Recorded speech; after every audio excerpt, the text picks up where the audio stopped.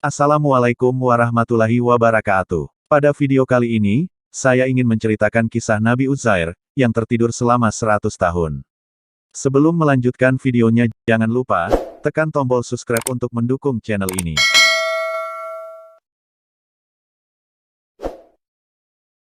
Kisah Nabi Uzair yang tertidur 100 tahun. Dikisahkan, seorang hamba Allah melewati satu negeri yang kosong tanpa penduduk dan telah runtuh setelah kehancuran, Nebukadnezar. Kemudian hamba itu berkata, bagaimana Allah akan menghidupkan negeri ini kembali setelah mati? Maka Allah menidurkannya selama 100 tahun, lalu menghidupkannya kembali. Kisahnya diabadikan oleh Allah Ta'ala dalam Al-Quran. Hamba Allah yang dimaksud ialah Uzair. Al-Quran tidak menyebutnya sebagai nabi, namun para ulama menyatakan bahwa Uzair adalah seorang nabi di antara 313 orang rasul utusan Allah. Ibnu Katsir mengatakan, pendapat yang masyhur menyatakan Uzair adalah seorang nabi yang diutus kepada Bani Israel. Riwayat lain menyebut beliau adalah seorang pemuka agama dari Bani Israel yang hidup sebelum kelahiran Nabi Isa, alaihissalam. Allah Subhanahu wa Ta'ala mengabadikan kisah Nabi Uzair di dalam Al-Quran, yang artinya, atau seperti orang yang melewati suatu negeri yang bangunan-bangunannya telah roboh hingga menutupi reruntuhan atap-atapnya. Dia berkata, bagaimana Allah menghidupkan kembali negeri ini setelah hancur. Lalu Allah mematikannya, orang itu, selama 100 tahun. Kemudian membangkitkannya, menghidupkannya kembali. Dan Allah bertanya, berapa lama engkau tinggal di sini? Dia, orang itu, menjawab, aku tinggal di sini, sehari atau setengah hari. Allah berfirman, tidak, engkau telah tinggal 100 tahun.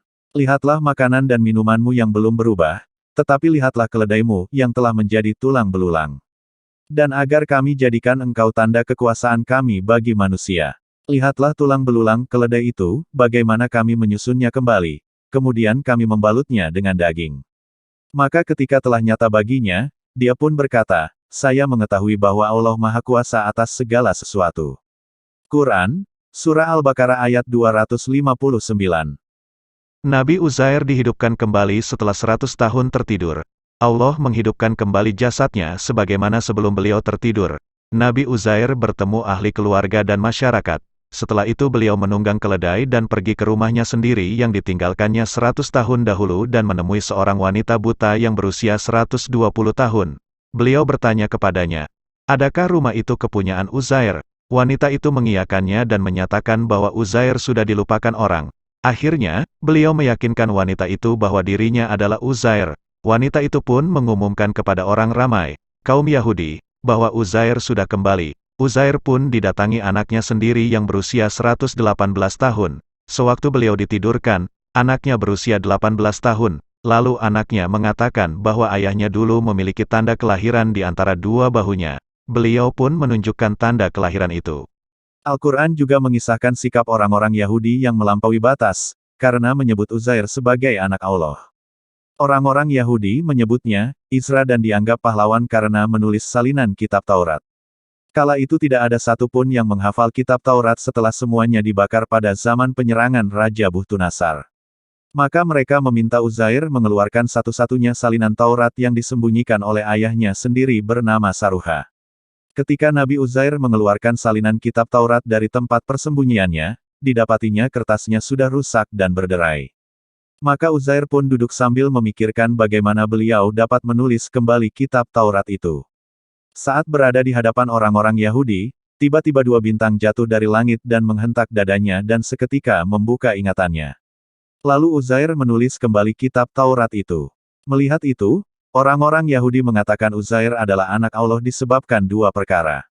Pertama, penyaksian mereka terkait jatuhnya dua bintang dari langit. Menurut pandangan mereka, ini adalah tanda sebagai anak Tuhan.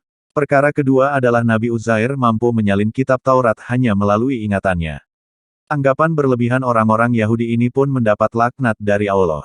Berikut firman-Nya dalam Al-Quran, yang artinya, dan orang-orang Yahudi berkata, Uzair putra Allah, dan orang-orang Nasrani berkata, Al-Masih putra Allah. Itulah ucapan yang keluar dari mulut mereka. Mereka meniru ucapan orang-orang kafir yang terdahulu. Allah melaknat mereka, bagaimana mereka sampai berpaling. Quran Surah At-Taubah ayat 30.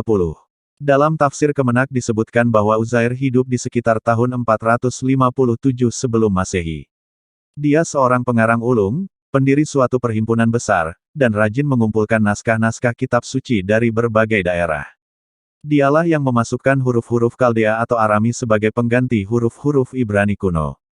Dia juga yang menulis hal-hal yang terkait dengan peredaran matahari, dan menyusun kembali kitab-kitab bermutu yang telah berantakan. Semasa hidupnya, ia dianggap sebagai masa kesuburan agama Yahudi, karena dialah penyair syariat Taurat yang terkemuka, menghidupkan syariat itu kembali sesudah sekian lama dilupakan orang. Karena itu kaum Yahudi menganggapnya sebagai orang suci yang lebih dekat kepada Allah. Bahkan sebagian dari mereka yang fanatik menganggap dan memanggilnya dengan anak Allah. Meskipun hanya sebagian kaum Yahudi yang berkeyakinan demikian tetapi tidak ada yang membantahnya dan mengingkarinya. Allah mengutuk mereka karena tidak mau kembali ke akidah tauhid bahwa Allah itu esa. Adapun Uzair dan Isa al-Masih bukanlah anak Allah melainkan hamba yang saleh, taat kepada Allah, mulia dan dihormati. Demikianlah kisah singkat Nabi Uzair, wallahu alam. Wassalamualaikum warahmatullahi wabarakatuh.